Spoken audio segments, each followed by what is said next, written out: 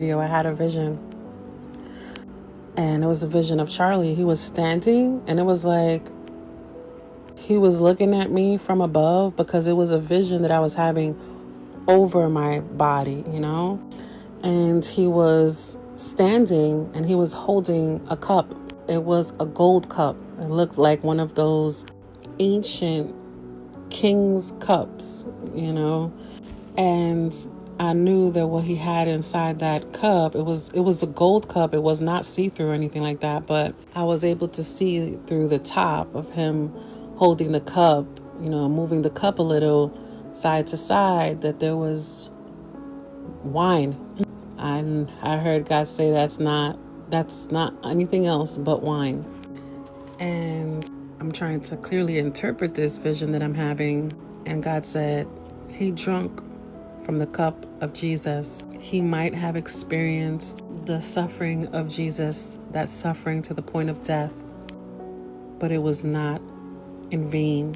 God makes no mistakes. And then I look at the screen again, and the video at the bottom says, "Never have a stroke, big mistake," which just confirmed the words that God said. He makes no mistakes. The devil thought that he got one over us, but God is saying he just made a big mistake. There is going to be a huge exodus. People are going to leave the things of the world behind, and the churches will be flooded again. People are going to feel the urges to congregate again. For the past few years, the devil has been moving, especially during COVID, when everything was starting, people having to stay home, churches closing down. There were a lot of changes.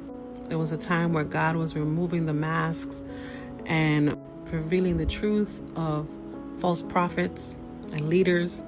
We all know that it's been a time where God has been dividing the wheat from the tares, the real from the fake, the exposure of wolves in sheep's clothing.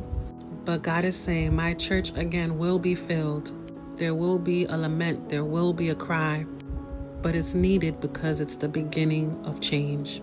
2 Chronicles chapter 7 verse 14 says, "Then if my people who bear my name will humble themselves, pray, seek my face, and turn from their evil ways, I will hear from heaven, forgive their sins, and heal their land." Because of what is happening and what just happened to Charlie Kirk, many will be saved. John chapter 14 verse 12 says, "Yes, indeed, I tell you that whoever trusts in me will also do the works I do. Indeed, he will do greater ones, because I'm going to the Father. In fact, whatever you ask in my name, I will do, so that the Father may be glorified in the Son. If you ask me for something in my name, I will do it." Charlie Kirk's spirit and sacrifices has sparked a revival.